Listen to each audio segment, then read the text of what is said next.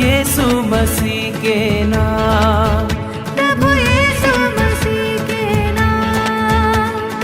उत्तर भारत की आत्मीय धड़कन, आत्मदर्शन, आत्मीय धड़कन, आत्मदर्शन। Gospel Singer Reality Show।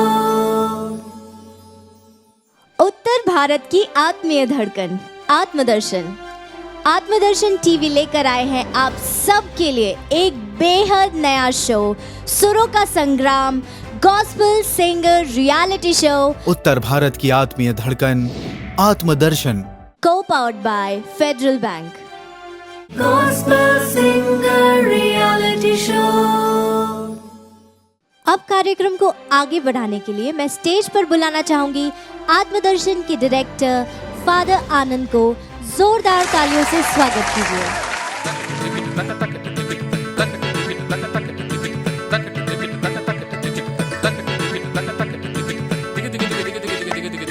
Gospel Singer Reality Show। Supriya साथियों, आप सभी को जय यीशु। फिर से मैं वही बातों को दोहराना चाहूंगा। Gospel singer reality show 2022 season first. आज के इस सीजन में हमने बहुत सारे नए कलाकारों को सुना, लेकिन आज हमारे स्पेशल गेस्ट के रूप में हम सबों के लिए सुपरिचित एक विशेष व्यक्ति है जो नॉन क्रिश्चियन रहते हुए क्रिश्चियनिटी के लिए बहुत बड़ा योगदान दिया है। मैं आप सबों ने देखा भी है हमारा आज का स्पेशल गेस्ट कौन है, दिलीप बोस जी। उनके बारे में विशेष रूप से मेरे से ज़्यादा, मुझसे बहुत सीनियर फादर्स अगर इंट्रोडक्शन देते तो और बहुत अच्छा होता। खैर, ये मुझे मौका प्रदान हुआ है और मैं मेरे लिए एक सौभाग्य की बात मानता हूं कि मैं सर को आप सबों के सामने इंट्रोड्यूस करूंगा। अगर भारत की बात की जाए, क्रिश्चियन सॉन्ग्स की बात की जाए, केरल में एक सिंगर है केस्टर, जिन्होंने 5000 गानों से ज्यादा मलयालम सॉन्ग्स को गाए हैं और विशेष रूप से क्रिश्चियनिटी को एनरिच किया है। और उसी प्रकार अगर हिंदी क्षेत्र की बात की जाए तो मेरे मन में सब सर्वप्रथम आने वाला नाम it's none other than Dilip Bose sir, जिन्होंने 400 गीतों से ज्यादा हमारे आजकल प्रचलित लिटर्जिकल सॉन्ग्स को गाए हैं। विगत 2 दिनों में हम लोग विशेष रूप से म्यूजिशियंस, कंपोजर्स, लिरिसिस्ट को आपके सामने इंट्रोड्यूस किए हैं और आज ये तीसरा दिन है और आज मेरे लिए वक्त है, समय है जो उनके लिरिक्स एवं कंपोजिशन को गाने वाले उस शख्स को आप सबों के सामने पेश करने का एक सौभाग्य मुझे प्राप्त हुआ है। जो गीत फादर चार्ल्स वॉस, स्वर्गीय फादर चार्ल्स वॉस, और उसके बाद में सिस्टर पुष्पांजलि और बहुत सारे अन्य फादर्स के द्वारा लिखी गई है, कंपोज की गई है। अगर उन तमाम सॉन्ग्स को अगर किसी ने अपनी आवाज दी है, वो हमारे मध्य भारत के और भोपाल के, अभी फिलहाल भोपाल के दिलीप बोस सर हैं। और मैं विशेष रूप से आप सबों के सामने उनको इंट्रोड्यूस करना चाहूँगा, बुलाना चाहूँगा दिलीप सर को हमारे इस मंच पर। आइए सर।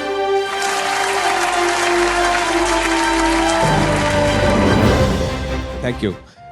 फिर से बताना चाहूँगा, मुझे पता नहीं है कि अन्य भाषाओं में ऐसे किसी संगीतकार ने, गायक ने इतने सारे कंपोजिशन को अपनी आवाज दी हो, लेकिन इतना मैं जानता हूं कि मध्य भारत में और विशेष रूप से हिंदी भाषियों के बीच में अगर लिटर्जिकल गानों की बात की जाए, सर्वप्रथम गीतों को अपनी आवाज देने वाले सर है, और हमारे लिए सौभाग्य की बात है कि आत्मदर्शन के इस मंच पर आप स्वयं विराजमान हैं।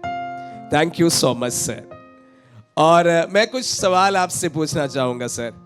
आपका ये संगीत का सफर कब शुरू हुआ था? संगीत का सफ़र तो मैं आज शायद जजमेंट के समय जब बैठा हुआ था, मैं उस समय ही आपको बता दिया था। हर इंसान का संगीत का सफ़र बचपन से ही शुरू हो जाता है। जी। संगीत लेके हर इंसान पैदा होता है, कोई पहचान लेता है अपने आप को, कोई नहीं पहचान पाता है। उसके पीछे पारिवारिक बैकग्राउंड रहता है। यस। आप यूँ कह लीजिए कि बचपन से ही मैं गा रहा हूँ, लेकिन कॉलेज में उच्च शिक्षा की प्रवेश के साथ साथ मैंने गुरु का सानिध्य लिया। और उसके बाद कॉलेज पास आउट होने के साथ साथ मैं कमर्शियल रिकॉर्डिंग्स में आ गया जी। और इस तरीके से सफ़र। और ये सर्वप्रथम जो हमारे लिटर्जिकल सॉन्ग्स में पहली बार आप किसके लिए गाए थे? लिटर्जिकल सॉन्ग्स में पहली बार मैं यहीं पर एक संस्था है इंदौर में ही, सत्प्रकाशन संचार केंद्र, वहाँ पे मैं एज ए प्रोग्राम प्रोड्यूसर जी नियुक्त था मैं, रेडियो वेरितास एशिया में जी। तो उसमें मुझे काफ़ी गानों को अरेंज करने का मौका मिला जी। और उस समय जेरी अमलदेव एक म्यूज़िक डायरेक्टर हैं साउथ में, बिल्कुल, वो भी फिल्म फेयर अवार्डेड है जी। और वो आए थे और उनके सानिध्य में मुझे बहुत कुछ म्यूज़िक अरेंजमेंट एग्जैक्टली क्या होता है, उसके पहले तक हम लोग म्यूज़िक करते थे, इंदौर में ही नहीं पूरे मध्य प्रदेश में करते थे, लेकिन हम लोगों को ये नहीं मालूम था कि व्यवस्थित म्यूज़िक क्या होता है, एक डिसिप्लिन्ड म्यूज़िक, एक अनुशासित म्यूज़िक जेरी सर के थ्रू हम लोग जान पाए।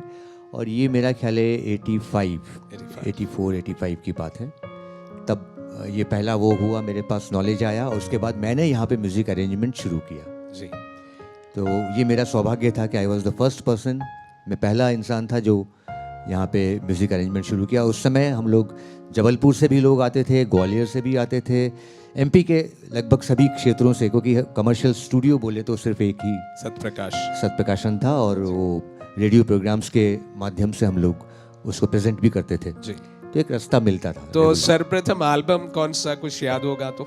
मेरा था सत्यस्वर सत्प्रकाशन द्वारा। उसके बाद नए वॉल्यूम्स में आप शायद अपनी आवाज दी है?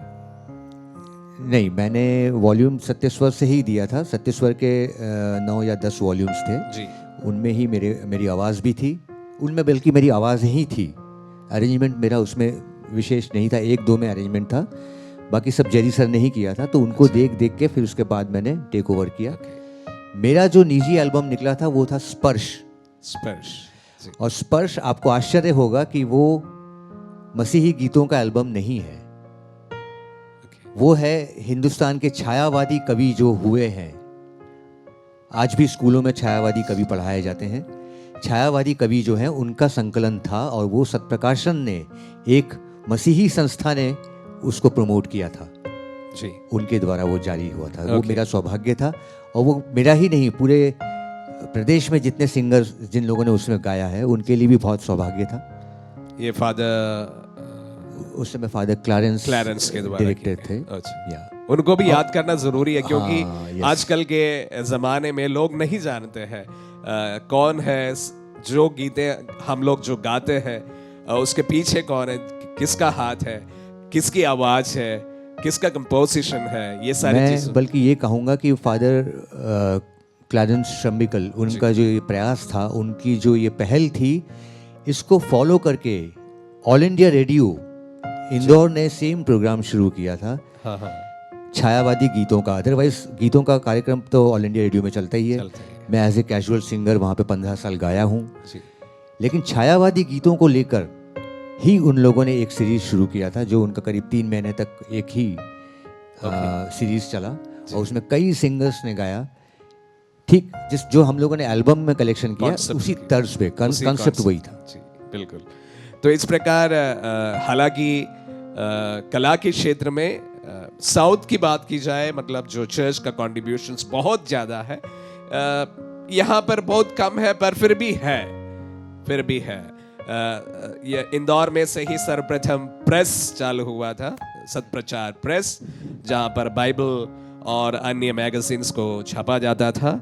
और उसके बाद में जो दूसरी संस्था हमारे लिए सबसे इम्पोर्टेंट, विशेष रूप से नॉर्थ इंडियन क्रिश्चियनिटी के लिए इम्पोर्टेंट, सत्प्रकाशन हुआ करता था। और इस प्रकार फादर चार्ल्स वॉस के एल्बम्स में भी आपने अपनी आवाज़ दी है। बेशक काफ़ी सारे गाने फादर चार्ल्स वॉस के गाए हैं मैंने। जी। दुख की बात यह है कि अब आज वो नहीं है, नहीं है। लेकिन उनके गाने बकायदा गूंजते रहते हैं। एक गाना गुनगुना चाहेंगे आप? मुझे याद है ये फादर चार्ल्स वॉस के पास मेरा पहला ही गीत था, और शायद इस गीत को कोई और गाने जा रहा था। उस वक्त मैं पहुंच गया, क्योंकि मुझे बुलाया गया था सुबह अर्ली मॉर्निंग 9 बजे, और मैं यहाँ इंदौर से निकला था, और पहुँचते पहुँचते बस लेट हो गई थी वहाँ पे। लगभग ये गीत किसी और को फादर सौंप चुके थे, और मैं पहुंचा स्टूडियो के अंदर, और फादर ने बोला दिलीप खड़े हो जा माइक के सामने। तो ये मैं बहुत थका हुआ था, और उस समय फादर ने मेरे साथ ही गुनगुना के साथ, आपको एक दूसरी आवाज़ इसमें और मिलेगी, वो फादर चार्ल्स वॉस की है। अभी फिलहाल मैं मेन मेलोडी गा रहा हूँ आपके लिए।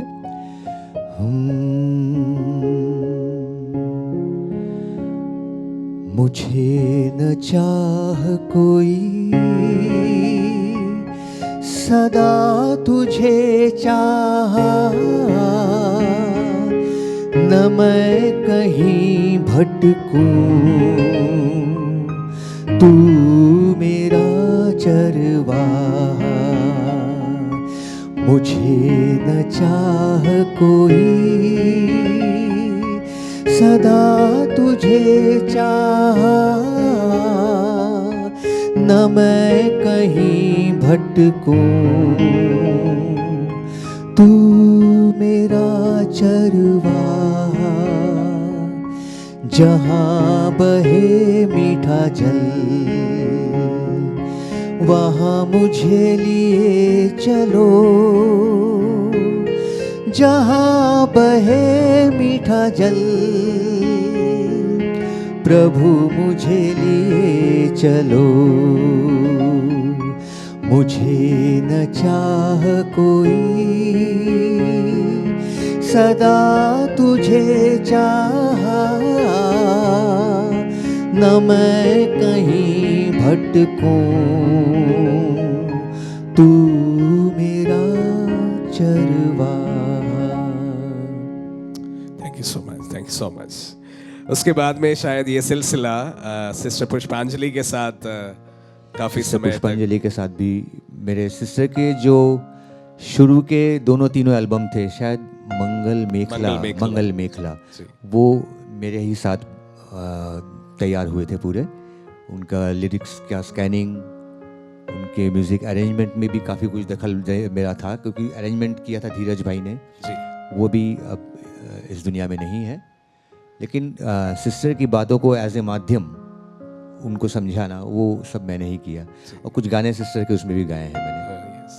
और उसके बाद में फादर मरिया स्टीफन के फादर मरिया स्टीफन के भी शुरू के तीनों एल्बम मेरे ही हैं। उड़ान 1, उड़ान 2। फादर मरिया स्टीफन के लगभग सारे ही एल्बम मैंने वो किए। तो कुल मिला के 400 गीत में अपनी आवाज़ दी है सर ने। और इन तमाम, ऐसा बोलना, ऐसा पूछना शायद गलत भी हो सकता है, फिर भी सबसे मेमोरेबल गाना कौन सा हो सकता है? अब आप अगर किसी माँ से पूछे कि आपका सबसे प्यारा बच्चा कौन सा है, तो 12 बच्चों में से कौन सा बच्चा प्यारा बोलेगी, ये तो उसके लिए एक पजल है। हाँ। फिर भी हमेशा आपके मन में गूंजने वाली वो गाना। एग्जैक्टली दीपक सर गुनगुना रहे हैं मेरे गाने को।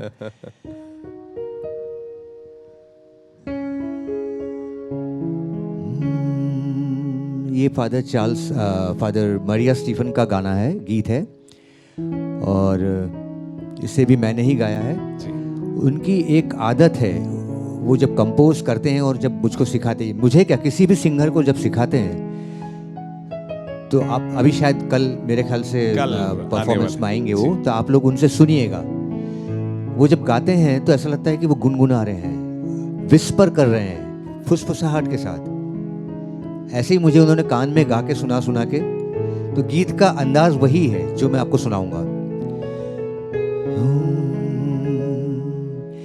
मैं कभी तुम्हारा साथ ना छोड़ूंगा,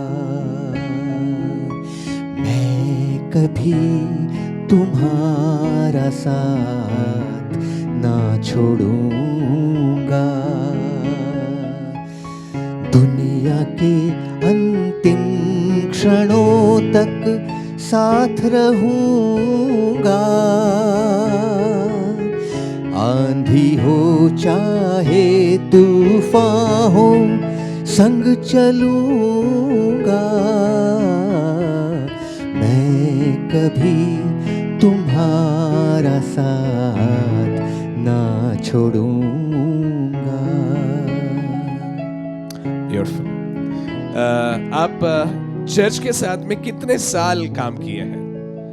काम करते आ रहे हैं, पर फिर भी अंदाजन कितने साल काम किए हैं? अंदाज तो आपको ही लगाना पड़ेगा फादर, क्योंकि मैं स्कूल लाइफ से हम लोगों का स्कूल में शुरू में असेंबली से, आज भी शायद वो मेंटेन्ड है जी। असेंबली से पहले, सुबह प्रेयर से पहले, प्रेयर होती है। हाँ, प्रेयर के पहले जो है मसीही गीत बजते रहते थे। तो उसमें फादर जॉर्ज प्रॉक्शेक हुए हैं जी। एसवीडी फादर है, वो जर्मन फादर थे।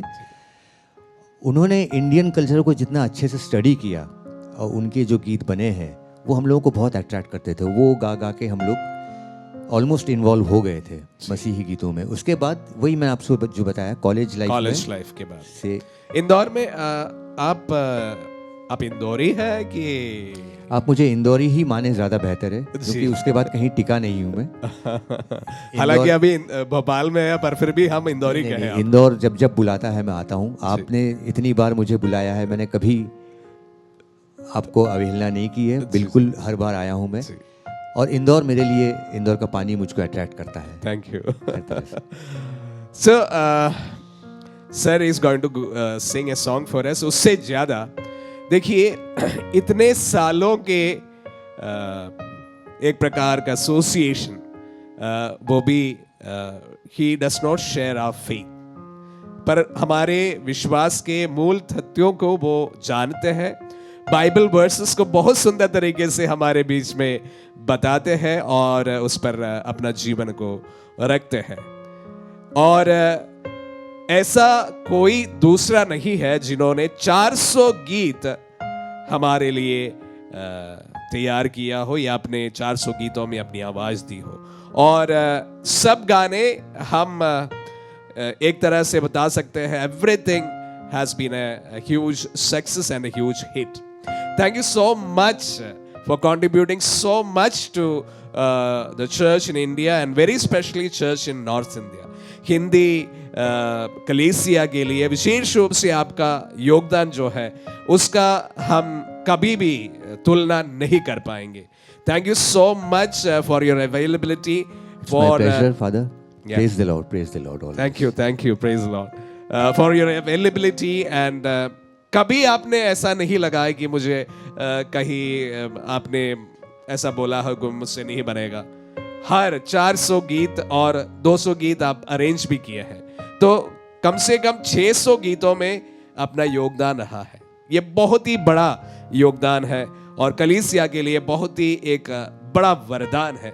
Thank you so much sir, thank you so much and we would like to listen latest composition of sirs. ये मैं इस गाने के बारे में भी आपको बता देता हूँ। अभी ये गाना पूरा हुआ नहीं है, लेकिन फिर भी मुझे अपने पुराने दौर याद आ रहे हैं।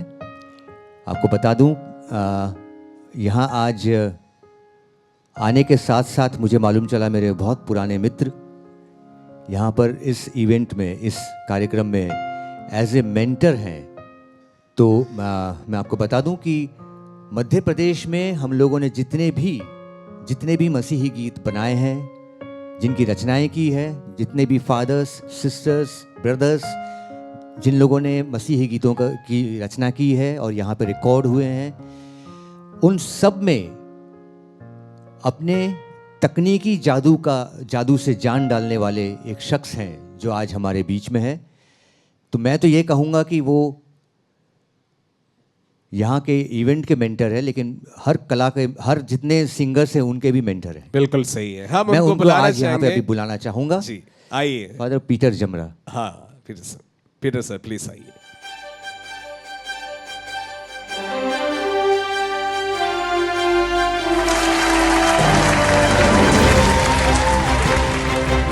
बता दूं कि पीटर न सिर्फ रिकॉर्डिस्ट है, आपने इनकी रिकॉर्डिंग्स में जितने भी हजारों गाने सुन लिए हैं, लेकिन पीछे जो एक कलाकार बोलता है, इनकी भाषा, लिखने की, गाने की, कंपोज करने की और म्यूजिक अरेंजमेंट की, इनके पास तीनों गुण है। अभी जो मैं गीत गाने जा रहा हूँ, इन्होंने अचानक मुझको पकड़ाया है। थोड़ा सा उसके साथ पता नहीं मैं न्याय कर पाऊंगा या नहीं पाऊंगा। साउंड ट्रैक भी बना हुआ है, रेडी है, लगभग प्रोसेस में है। मैं उसी साउंड ट्रैक के साथ आपके सामने गाऊंगा। कल को ये गाना रिकॉर्ड होकर आपके सामने आएगा।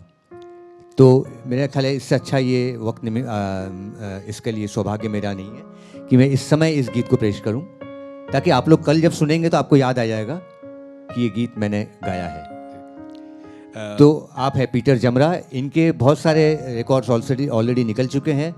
जितने भी आर्टिस्ट आज भी आप देख रहे हैं, वैशाली जी भी बैठी हुई थी यहाँ पे, उनकी भी आवाज़ें इन्होंने रिकॉर्ड की है। और न जाने कितने ही आर्टिस्ट जिन्होंने मसीही गीत गाए हैं, सबकी आवाज़ इन्होंने रिकॉर्ड की है। जी बिल्कुल सही। और सर हमारे गेस्ट के रूप में भी आने वाले हैं। वाह, राइट पर्सन, बिल्कुल सही इंसान आपने चुना है। क्योंकि ये पर्दे के पीछे काम करते हैं। पर्दे के पीछे है, लेकिन इनकी रोशनी पर्दे के आगे आती है। जी बिल्कुल। आप जो कैमरे के पीछे है, जो ऑडियो के पीछे बैठे हैं, इनके बेटे भी बैठे हैं, तो इतना आसान नहीं है ये सही कि पीछे से आप फ्लैश दे रहे हैं कि सामने वाला उभर के आए सामने। जी बिल्कुल। आज जो कुछ अगर आप मुझको अच्छा बोल रहे हैं, तो पीछे से जो लोग मुझको सपोर्ट कर रहे हैं, ये बहुत बड़ी चीज़ बता रहा हूँ मैं आपको। नेपथ्य में जो लोग होते हैं, वो लोग व्यर्थ नहीं होते हैं। यस। और वो लोग अगर फ्रंट में आ जाए, वो लोग जितना सक्सेसफुल होंगे, वो फ्रंट वाला भी इतना सक्सेसफुल नहीं हो सकता, क्योंकि उनको सारी लूप होल्स, सारी गलतियाँ, सारी अच्छाइयाँ सब मालूम होती है, और वो लोग फूक फूक के कदम रखते हैं। तो अभी मैं जो गीत पेश करूँगा, पीटर जी की ही लिखी हुई है, इनका ही कंपोजिशन है। मैं गा के सुनाऊंगा, ज़्यादा बेहतर रहेगा।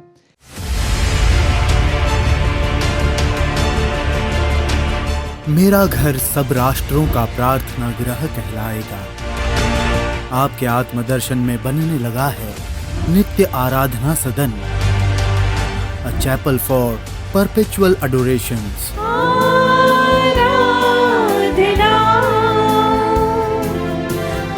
नित्य आराधना सदन के निर्माण कार्य में अपना योगदान दें और प्रभु की सेविकाई को आगे बढ़ाएं। इस आराधना सदन से निरंतर बहता रहे प्रार्थना का सरोवर, उत्तर भारत की धरोहर।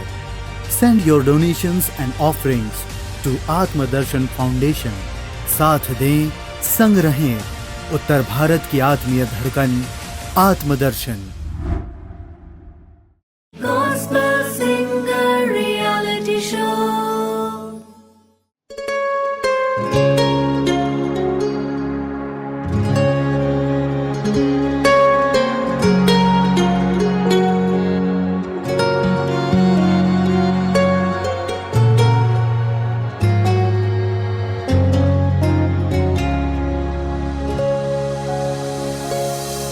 वो देखो मसीहा मेरा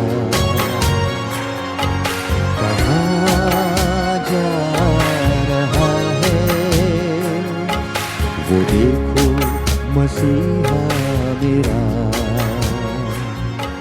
कहाँ जा रहा है। बोझ बोझ दुनिया का कांधे उठाकर अकेला चला जा रहा है। वो देखो मसीहा मेरा कहाँ जा रहा है। वो देखो मसीहा मेरा कहाँ जा रहा है।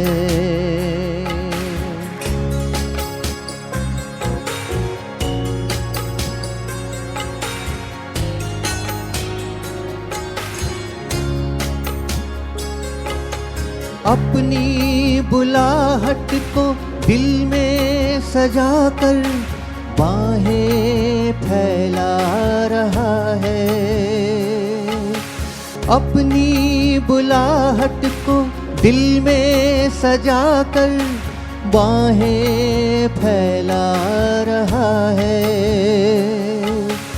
अपने पिता से मिलने की ख्वाहिश हमको समझा रहा है।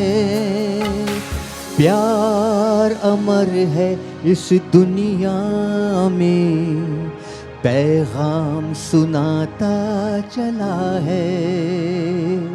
अकेला चला जा रहा है। वो देखो मसीहा मेरा कहाँ जा रहा है। वो देखो मसीहा मेरा कहाँ जा रहा है। बहुत शुक्रिया। ब्यूटीफुल। Thank you. आप दोनों को बहुत बहुत बधाइयाँ। Thank you so much. Thank you so much.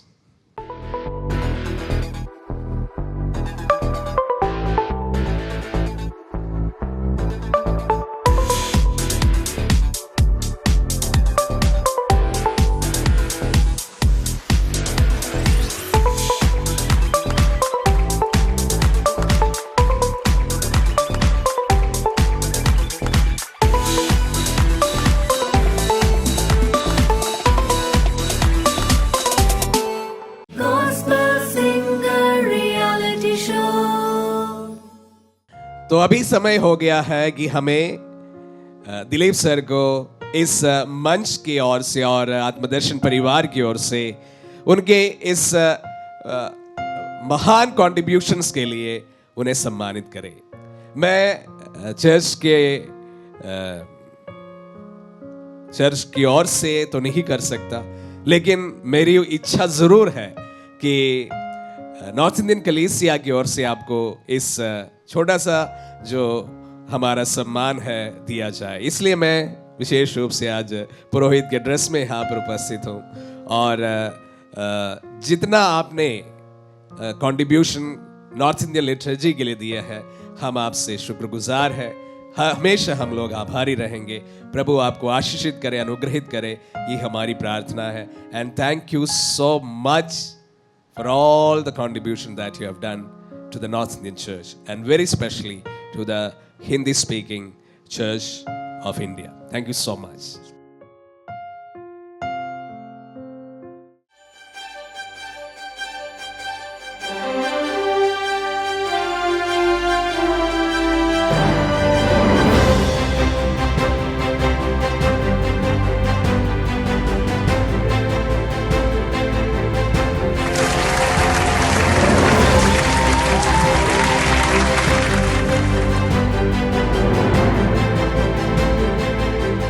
हमें बड़ी खुशी है कि आज आप सबों के सामने हम लोग दिलीप सर को विशेष रूप से आपके सामने परिचित करने में कामयाब हुए हैं। आप सबों के साथ में उनके टैलेंट्स के बारे में और विशेष रूप से उनका महान कॉन्ट्रीब्यूशंस के बारे में आप सभी रूबरू हुए हैं। Thank you so much sir. Atmadarshan gospel singer reality show का नेक्स्ट एपिसोड में और भी बहुत ही सुंदर प्रस्तुतियों के साथ में एक नए गेस्ट के साथ में फिर से मुलाकात होगी। तब तक के लिए आप सबों को फिर से जय यीशु। Gospel Singer Reality Show.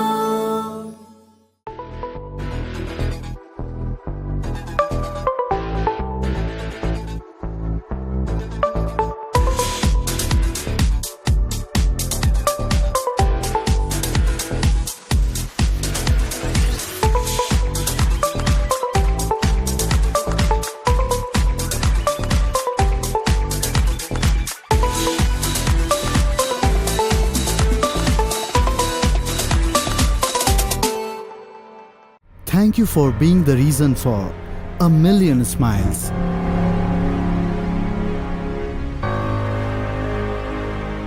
धन्यवाद साथियों, इस मुस्कान की वजह बनने और लाखों खुशियां समेटने, सहेजने और संवारने। आपका योगदान बना अब 1 मिलियन और यह सब मिलकर बना 2 लाख स्वादिष्ट भोजन। फीड अ स्टमक की अपार सफलता से शुरू हुई यह नेकी का कार्य इंदौर की सड़कों, गलियों और तंग बस्तियों से गुजरकर अब बना फीड अ फैमिली।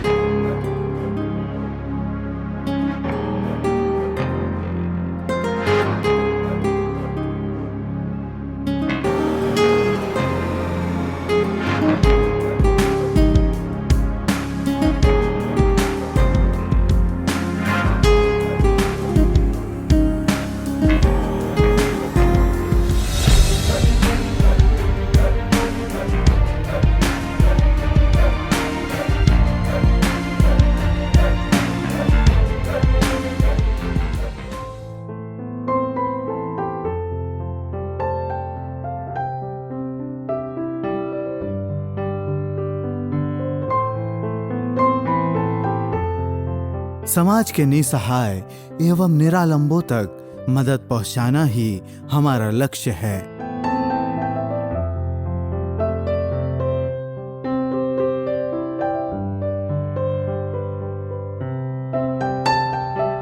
खामोशी से ही सही इंदौर के जरूरतमंदों में अब तक बांटा गया 1 मिलियन रुपीस की खाद्य सामग्री और बन गया अनेक घरों का उजियाला।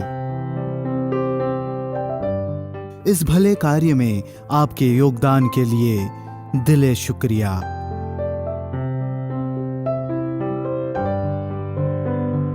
मात्र 900 रुपए में किसी जरूरतमंद परिवार में पहुंचाएं 10 दिन का स्वादिष्ट भोजन। साथ दें, संग जुड़ें। आत्मदर्शन परिवार, एन इनिशिएटिव ऑफ आत्मदर्शन फाउंडेशन।